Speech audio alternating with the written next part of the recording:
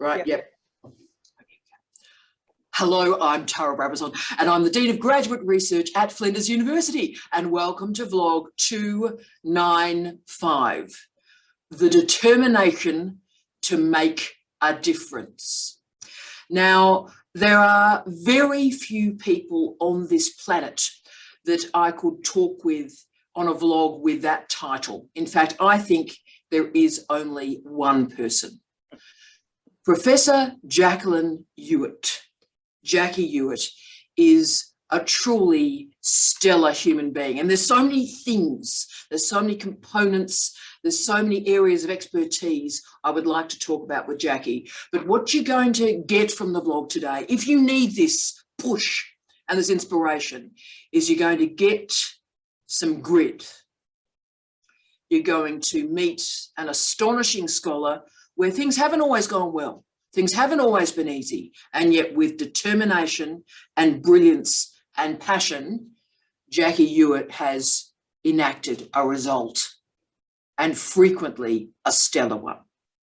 So Professor Jackie Ewart is a professor in the School of Humanities, Languages and Social Sciences at Griffith University. She came to academic life after a very, very successful career as a journalist and a media manager, and she is an academic with a story to tell, and it is a story to tell for our times. There's lots of academics that talk, to tell us your career narrative. And you sort of listen to it and you go, really, was that worth the time? Hell no. Well, Jackie's career is worth listening to and worth learning from. She's published 7 books. 2 of those books emerged in 2020. So this is a stellar career that is increasing and going on to further success. And again, what makes Jackie remarkable is the graft, is the work. Nothing has been easy for Jackie. And yet she's continued to strive and be successful. How are you, Jack? Well, thank you so much, Tara, for that wonderful introduction. I'm blushing. Not much makes me blush these days, but that one did. Oh, thank you so much. Oh, well, sweetness, I think everything I said there is absolutely accurate. And I've known you. Should we do the sort of full disclosure? 25 years, Jack, or is it longer? Probably a bit longer now. We're getting a bit long in the tooth, Tara. We are. I've lived on my face, but you've lived quite magnificently. Look how glamorous you look today. But we've known each other for 25 years, and you know, the first question I'll ask you is, your career started, like so many of our careers started, in a regional university. And of course, there are regional universities in the United Kingdom, in Canada, in Finland, in multiple universities around the world. What did that regional university do to and for your career, Jack? Regional universities, and you've researched them, Tara, so they're really challenging places to work. So if I start with the transition from industry and government to university, well, boy, was that a shock. Yeah. So I had to really sit down and have a stern talking to myself and totally recalibrate. I had to stop thinking of myself as this practitioner, as a journalist, as a communicator, and rethink who I was. And that was really important for me. And I'll give you an example. I hear a lot of my colleagues who teach journalism and teach communication talking about themselves still as journalists and still as professional communicators. And sure, we do journalism. You do journalism, Tara.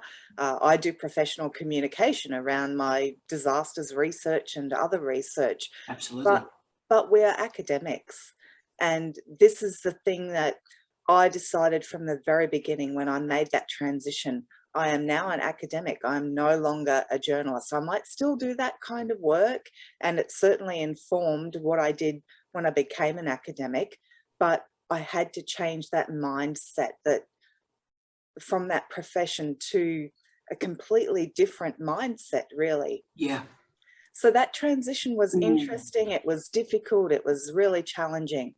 And it happened in a regional university, which comes with all kinds of other interesting challenges. And the culture is completely different than industry and government. And of course, the characters are, there's a lot of them. And there's a lot of characters in regional universities, aren't there, Jack? there are. Yeah, and the students. I have to say, I loved the students. The students were great.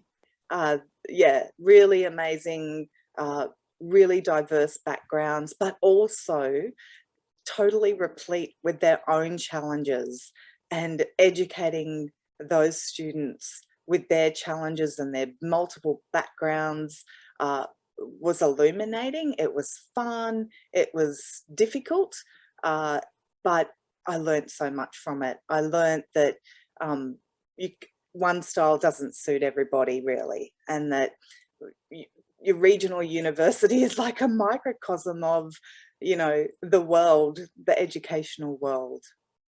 And look, it's on the job training to the nth degree, isn't it, Jack? Because everything that can go wrong goes wrong quickly, because there's less money to solve the problems, there's less technology, there's less of just about everything, except there's probably more interesting characters there that have been there a long time.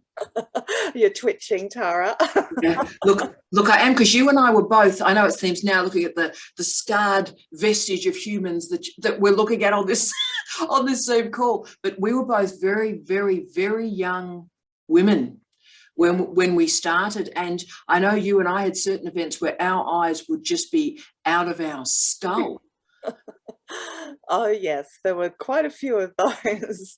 And apart from the people, the strange people that we worked with at times, we had distance education. And, you know, this was back in the mid-90s, of course, and we were thrown into this situation. And at one point I had 1,500 students in multiple campus modes, international campuses, onshore campuses in different cities, posting out big wads of paper, big books to students at a distance, and, you know, having assignments come in hard copy, and basically being the postmistress and thumping them out to markers. So and then there was the face-to-face teaching, and, you know, there were 300 students in face-to-face mode and the marking. And I started, as you probably did there, with an 18-hour teaching load. Yes. 18 hours as a beginning academic, and marking for about 300 students. And it was the number of courses too, Jack. That was the other memory I had, because I'm sure you were doing that as well. You know, I was teaching 8 courses a semester, and some of them might only have had 10 students in because they were a distance mode on an interesting campus, and it was sort of a legacy course that they were finishing, but some had 300. So it was the managing the multiple courses too. Look, it was but again, it made me as a human. It made me as a human. And, you know, you and I are having this conversation now as 2 female professors in the Australian system, a system that is not kind to women and doesn't promote women. So I tell you what, we must have done something right in Rock Vegas, I reckon, Jack. But look, I want to use you have many areas of expertise, but the crucial area of expertise for me that I cite your work, because you are the world leader on it, is often what I call disaster media or disaster communication, or indeed the phrase I'm working with you in your research now, disaster politics. This is a really interesting area for me. So considering all your expertise in disaster communication, what went wrong in the last 2 years? What would have gone better through a pandemic, and indeed pandemic media, if the expertise of disaster researchers had been deployed more effectively? Yeah, I think listening to the experts, there are so many academics out there who have expertise in various aspects of managing a pandemic, communicating about it, and you know, communication is so important in these kinds of events. And haven't we seen some breakdowns, some complete stuff ups with communication? So calling on that expertise, and you know, often I sit at home and think, well, I've just written a book about this and I'm not getting any calls about it. So I do get calls at times, but there are times when I don't get calls and I think, I'm here. Please call me. I want to help you communicate better about this. We've done the research. We know what works and what doesn't work. So actually, if governments had called on the experts, the academics, and drawn on their expertise, this could have been communicated far more effectively. It could have been managed a lot more effectively. And that just didn't, as you know, it didn't happen. So it's kind of, you can get quite depressed about it, really. We all have a bit of a strange sense of humour, I suppose, and we call on that at these times. But we do really hope that if it happens again, and we know it will, that governments have maybe learnt some lessons. We could only hope. But we know it's happened before. And of course, the lessons don't seem to take hold. Maybe because, well, we know from the research that because government is fleeting, you're in there for 3 or 4 years, you know, you're really just looking to the next election. You're not looking to the big picture in the long term quite frequently. And no one expects the Spanish Inquisition. No one expects the Spanish flu. No one expects a pandemic. And yet, of course, what I think I read part of the problem was, Jack, and obviously you're the expert on this, but the focus was very much on, the pandemic, COVID-19, and the vaccine, right? And the rollout. And so we're using these sort of quite strong nouns, and yet how the rollout would happen, the understanding that a communication system is required beyond the daily press conferences, it sort of just passed people by. It did, and we saw as it went along the kind of narrative changed about it, but it changed far too slowly. And the conversation that's being had now about, you need to, this 20% of people in Queensland, for example, who haven't vaccinated, they need to get vaccinated to protect their loved ones. Well, if that kind of conversation happened far earlier in the piece, we may not be in the situation that we're in now. So the messaging hasn't really kept pace with the events as such. So, agility's become like a cliche of neoliberal management rather than actually a protocol to consider in disaster communication. But again, your courage in these areas is crucial. And the other crucial area I want to talk about with you, and the courage that you have shown makes me quite emotional as a scholar to see the courage that you've used with one of your great projects where you engaged in a deep and meaningful and powerful research partnership with the Muslim community. And that was funded, I think, by a $1.2 million grant, Jack, that became known as the Reporting Islam Project. Now, during really tough times in the last 20 years in Reporting Islam, what drew you to this project and what did you hope to achieve? Well, what drew me to it? I was doing some research around anniversaries of 9/11 and news media coverage. Before that, both in my master's and PhD, I'd looked at regional news media representations of Indigenous Australians. Yes. And even as a reporter, I was always really interested in minority groups and trying to get their voices into newspapers. You can imagine how hard that was in regional and rural Australia. I certainly can. But I loved that work. I really loved talking to people who didn't fit the kind of regional ideal, didn't fit the picture of a regional man. And so that really informed my work as an academic. And so I had that background of looking at news media representations of Indigenous Australians. And then I got interested in, well, what other minority groups are there around? Of course, women, Muslims, there are a number of, we could go on, people with disabilities. I know you're really passionate about that, as am I becoming passionate about that too, Tara. Yes. So that kind of drove this interest in, well, what's happening around these anniversaries of 9/11, and Mm. is the narrative, is the story behind them, particularly in terms of those stories, particularly in terms of blame, is that shifting and changing as we go through the years after 9/11? And it just so happened that one of the anniversaries of 9/11 coincided with Eid, the Muslim festival in Australia. And of course, there was a whole heap of conflation here about Muslims celebrating on the anniversary of 9/11. So I got quite cross when I saw a story on the news about that. Mm. And that got me into kind of doing a lot of work around the coverage of 9/11 anniversaries. And that just got me more interested in coverage of Muslims. And then I got involved in a project called Reporting Diversity and Integration. And I got quite cross because there was some political interference in that project. And Mm-hmm. at the same time, the Dr. Hanif story had broken. Yes. And honestly, I do carry a problem with me, which is don't make this woman angry. Yes, I never have. In the 25 years we've been together, you are the most frightening person I've known. I'm not intimidating. I had to say that the other day to Yes. someone. Yeah, no, Jack, you are. I love you, but yes, you are. You frighten me a lot. But anyway, yes, so you were upset.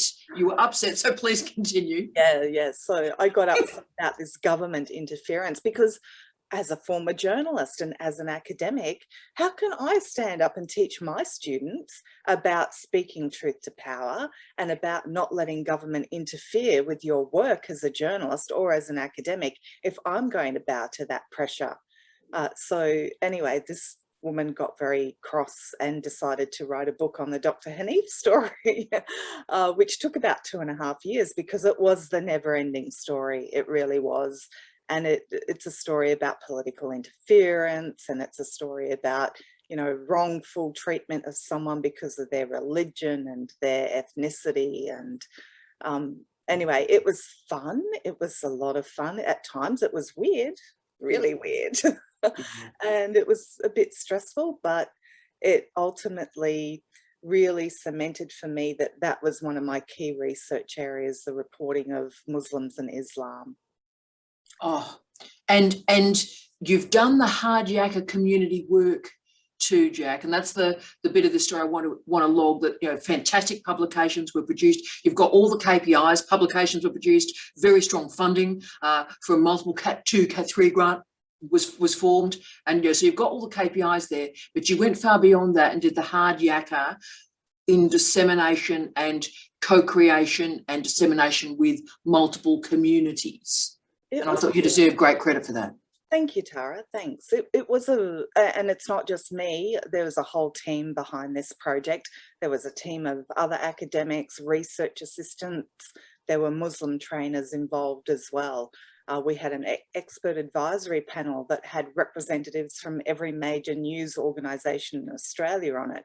So it was a true community partnership with representation from Muslims on our expert advisory panel as well, consultation with Muslim communities around Australia. But the real thing was that partnership with journalists, because it was ultimately about helping journalists towards more informed reporting. Yes.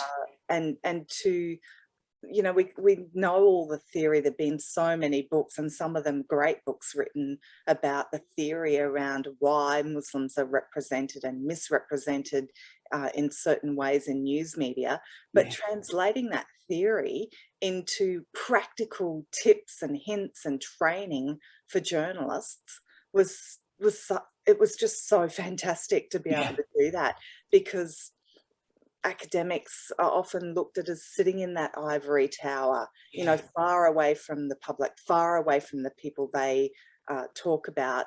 But this project allowed us to bring that theory into some really helpful training and practice and tips for journalists. So it was a real, it was a pleasure, but it was a privilege to be in a position to be able to do that and to help and to see the change, to see immediate change in knowledge. I mean, Jack, that must give you incredible satisfaction. I mean, you rarely these days talk about satisfaction, but that must give you, like, you wake up in the morning and you go, my life's actually stood for something.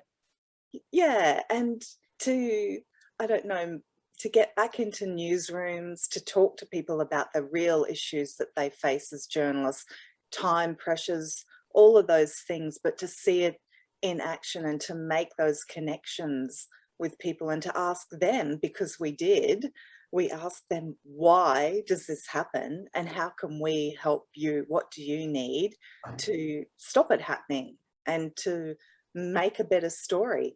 And none of it's deliberate. 99.9% of it is not deliberate. It's all about these other pressures. It's about the lack of knowledge. So, okay, how can we fix that? And we certainly produce some things that seem to immediately fix it. What we're waiting on now is to find out if we're getting some more funding to see whether that has a medium to long-term fix, whether the training and the resources have had that medium to long-term impact. So yeah, Jay, that's amazing to me, and I think you can see the incredible. I mean, see why I love this woman. This incredible outreach to diverse communities, and doing the tough work. It's very easy to click off the KPIs and do the superficial stuff. It's hard to have the momentum and the deep credibility. I think it's the credibility that we're losing a lot as academics, and that's why for me, your recent work that you've done with the wonderful Kate Ames, titled Managing Your Academic Research Project. Great book, this. I'm waiting for a course where I can actually use that as a book to teach. I think it's that good. It's a great book. And I thought it was powerful that actually you provided this advice to not only early career researchers, but all of us about how to manage a research project. So why did you decide that that was where you were going to lay your hat for a period of time and write this great book? It really came out of having managed a lot of research projects and things going wrong. And lots of things have gone wrong. Lots of things have gone wrong. And when things go wrong, you need to ask yourself 3 key questions. And I'll get back to the book in a minute, but the 3 key questions are, what has gone wrong? You need to know what it is that's gone wrong. Yeah. You need to pin that down. You need to think about what I contributed to that going wrong. Wow. Wow. And number 3, how do you prevent this happening in the future? Just brilliant. Now, number 3 is a difficult one because, and Tara, you've said this in a lot of your vlogs, and I couldn't agree more, we don't have control over everything or everyone. We only have control over one thing, and that is ourselves. Yeah, yeah. So number 3 is difficult. Number 1 and number 2 are easy to identify if you're self-reflective, if you have the ability to sit down and go, well, maybe I did something that contributed to this. Yes. Maybe I didn't communicate effectively. Maybe I thought I told those people something and I didn't tell them at all. I just imagined I told them. or the capacity to understand, to assume that if I communicate something out, well, the old process school of comm, Jack, if I've communicated something, that they must receive it as we intended. Yeah, Taylorism. Yes, exactly. So yeah, so they're the 3 things you need to really ask yourself. But for me, in things going wrong, but things went right too, and having good experiences, I started thinking, well, I'm at a stage in my life where leadership is important to me. It's not going to happen in the capacity or in the circumstances or the way that I want it to happen in certain contexts. So how do I provide leadership? So I go international. I go, what can I do to help people who are academics at various stages of their career to learn from my mistakes and to learn from the good things that have happened to me? So the leadership is about not just, within a certain context. It's about going, I want to help more people than I can help you know, by, for example, being the director of a research centre, Yes. which is a good job and a great job, and you can really help people, there's no doubt. But I think these books are, you know, have the capacity and the potential to reach a really big audience. Now, I thought about this idea about probably 6 years ago, and it was around the time that I'd been knocked back for a promotion. I remember that. Yeah. I was thinking about that this morning when I was prepping for the final time to do this vlog. I was thinking about that time 6 years ago, Jack. So it's funny you went back there. And I remember weeping uncontrollably on my lounge suite when I got that text from you. I remember that. So sorry, please continue. It was a very upsetting time. So I thought then, okay, well, what can I do to do this leadership thing? And I went, and I know we're going to talk a little bit about persistence, but anyway, I went to have that meeting with that person after the promotion knockback to get the feedback. And I brought this book idea up, and two really strange things happened in that meeting. The first one was when I brought this idea up, the response was, "Do you really want to be known for that?" Yeah, sorry, stunned. So sorry, I'll be pondering that through much of the next couple of years. Yep. So do you want to be known for that? Right. Okay. Yep. Yeah. And I was thinking, of course, it's not really about being known for that. It's actually about helping people. And if that's what I end up being known for, fantastic. That's just the icing on the cake. But the producing that could help even one person. I always say, if you've helped one person, it's a brilliant day. You've done a good day. You've had a good day. Yep, you've done a good work today. And the second thing that happened, which again, hold on to your chair, Tara. I'm hanging on. This is going to be real bad, isn't it? It's going to be real bad. Okay, Jack, tell me. The comment was just, and do we hate that word? Just go and make yourself one of the 2 top academics in your field in the world.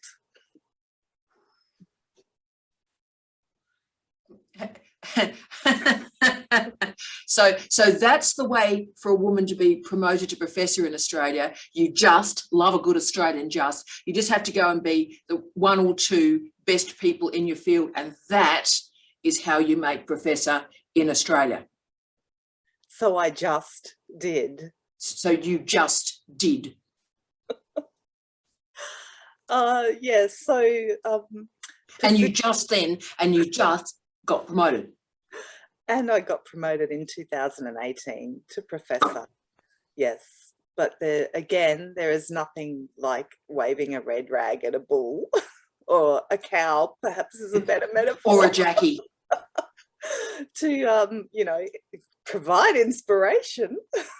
Wow. But again, look, let's follow that through. And again, it's a great book that I really recommend to everybody. As I said, I'm just waiting for an opportunity to either run a course around it or a seminar around it, because I think it's ideal for that too. And it's rare for me. I never use textbooks, but this is robust and a resonant and beautifully researched and written too. I mean, it's just, it would be just an amazing thing to work through with colleagues. So I just love it. But this leads me to the next question. You've sort of hinted into this magnificently with that promotion story. And thank you for telling that, Jack, because so often in our lives, we don't tell the train wreck bits where we're thrown, our carcass is thrown off the train and we're bloody and we're broken and we just don't know if we can stand up and go again. And you've told that story. And I remember I was devastated at the time, and so was Steve. We were just on the lounge suite crying for you. But therefore, Jack, what does create a successful research project for you? And basically it's a harder question, which I've never asked you. What does success look like for you? So I probably will start by saying what success isn't. And I think there are some things that will resonate with you, Tara, because I know that you share some of these things. It's not about money. No. It's not about status. No. It's not about adoring fans, because No. really you don't end up with a lot of those. No. Yeah, it's not about material things. No. It's not about, you know, holding a certain position within the ranks. None of those things matter. No.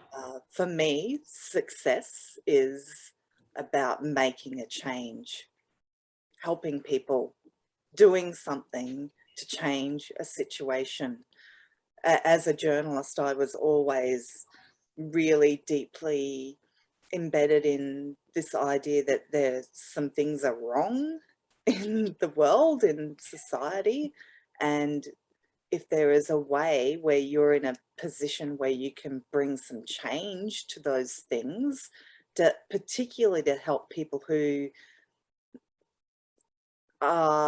suffer from the structural inequalities that manifest in various contexts and situations, if we can bring some change to that, that is success.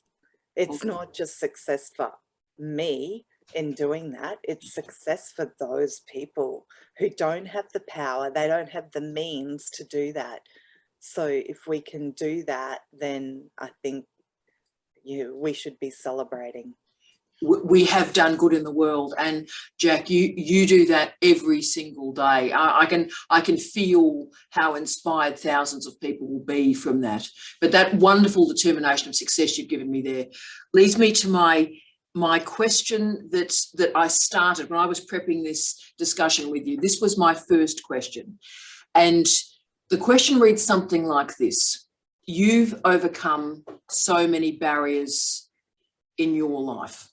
And so many people in your career, Jack, have underestimated you. And as someone who's known you as long as I have, I can say that. You have been underestimated through your entire career. But whenever I hear that sort of cliche, nevertheless, she persisted.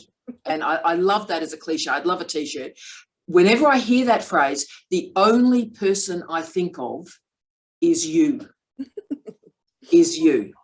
So how did you persist when it seemed like for years there that the entire university system appeared to be stacked against you? How did you persist? There are some strange coincidences in the world, Tara, and my life is full of really weird coincidental things that happen at the time I'm thinking about something, or I'll be doing something and something will pop up. So a meme popped up on social media this morning, which I think is perfect. It said, don't chase your dreams. Humans are persistence predators. Wow. Follow your dreams at a sustainable pace until they lay down and die. Wow, and I just love that gothic ending too. Can I just put that out there? I was sort of, because it was hippie, Jack, and then it sort of had that lovely gothic sting at the end. So it was our lives put in a meme, really. Isn't that amazing though? So it's like, it's not about chasing them, it's about maintaining a pace with them and keeping and working. Yes, so if it comes back to the idea of when you think everything is stacked against you, there are a couple of things that I've done in those situations. I've taken a big deep breath. Yeah. You know, go off, kick a football, do whatever you need to do to get the angst out. Yeah. Taken a big deep breath and have a reset.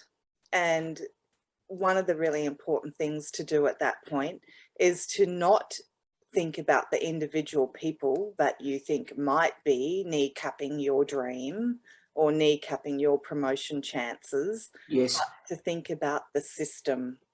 Okay, there's a system in place. It's about fighting the power. It's about fighting the system.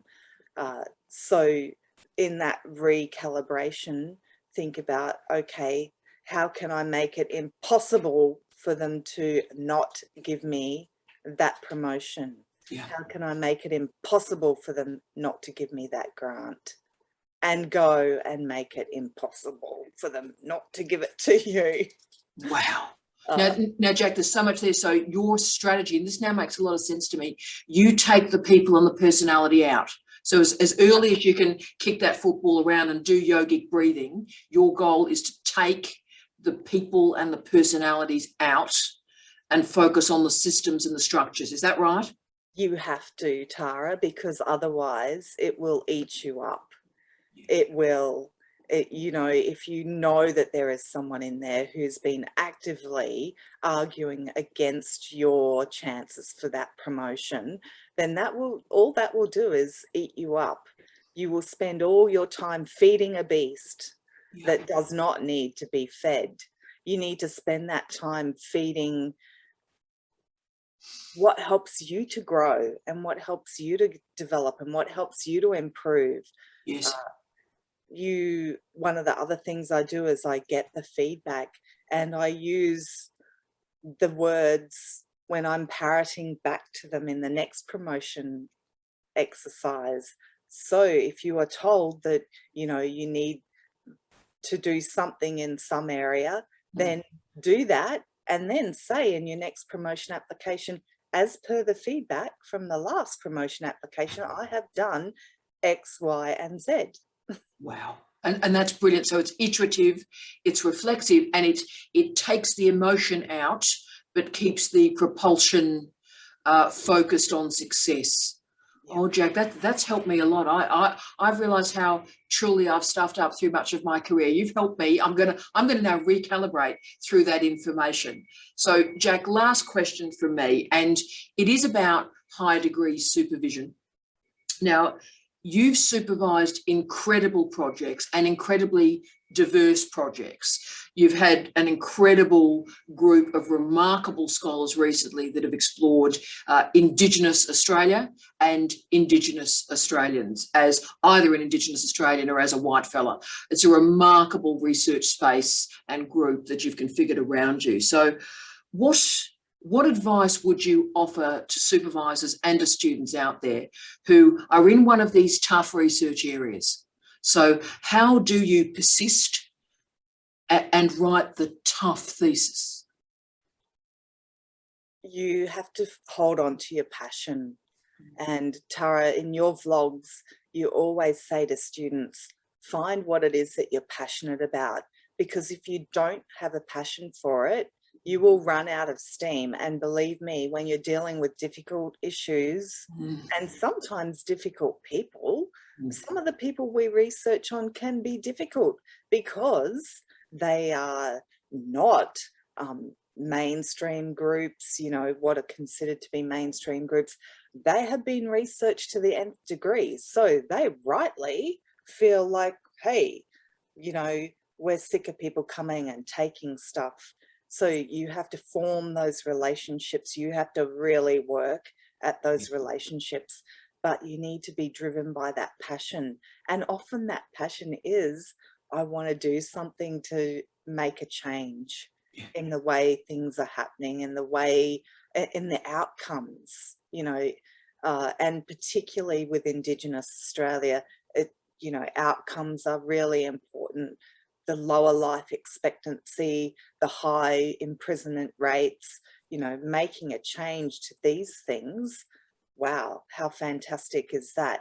But it's the internal passion, and supervisors need to make sure that their students are driven by a passion. They're not just there to get the $500 or whatever it is a week from the scholarship, because, you know, it might be a bit more than unemployment. And they want to, you know, hang out and surf on weekends and during the week and, you know, not really get to the end of their PhD. So the passion is important. Yeah. And it comes back to also the persistence. You know, it's that old song, of course, being from the 80s. Of course, isn't that a surprise? Yeah, I get knocked down, but I get up again. Don't get me started, because I'm there and I'll be with that song probably for several years at this point. And so it's about So from what I'm picking up from you, it's about passion and motivation, but then it's also about transforming and translating that into behaviour and behaviour to persistence. Yeah, yeah. So what we can do as supervisors is provide some structure for students, particularly students who might be, you know, again, not your typical student. You might have your mature age student. You might have a student who's coming from a neurodiverse perspective background. You might have students from minority ethnic backgrounds whose language is not English, and maybe their third or fourth language is English. So there's lots of, again, structural inequalities here, but we can put some structures in place for them to help them deal with that, rise above that, and achieve what they're passionate about, get towards that passionate outcome. It's not easy. It's not easy. It can be really difficult, but we have to persist as supervisors with those difficult students. Well, I wouldn't call them difficult students. I'd say the circumstances are difficult. And the system does not suit. I mean, our high degree system is geared for young men in the experimental sciences on scholarships. So anybody that is not that grouping, and it's a wonderful grouping, we love those students, but about 96% of our students are not that grouping. So the system doesn't fit. So therefore, as you've said, it's about the motivation and us creating new systems and new structures to making high degrees more robust and making research more meaningful. And you do that brilliantly, Jack. Thank you. And I have to share some exciting information. Oh, I'm excited. Come on. Yeah, come on. Working on a new book. Now, what's the new book, Jack? It's the second in the leadership series, and it's provisionally titled Planning Your Academic Publishing Journey. Oh, I love that. Oh, I'm so interested in that. Now, when are we going to see that, Jack, do you think? I know publishing schedules at the moment. When is that one out, do you think? It'll probably be 2023 when it will be out, yes. Oh, look, I'm excited. And look, we'll be together. I will be in a different country again. Your and my relationship has been done through multiple countries, Jack, in multiple time zones, but I can't wait till we have a conversation about that. I'm thrilled. And are you seeing the leadership series for you as a trilogy, or do you think it'll be much longer, it'll have a different trajectory in your career? Yeah, I think there's more to come. There's definitely more to come. There's at least one more in the series, and possibly more after that. I don't know, lizard brain does interesting things when I go to sleep, Tara, and it comes up with fantastic ideas. I always say lizard brain because, you know, we all have a lizard brain.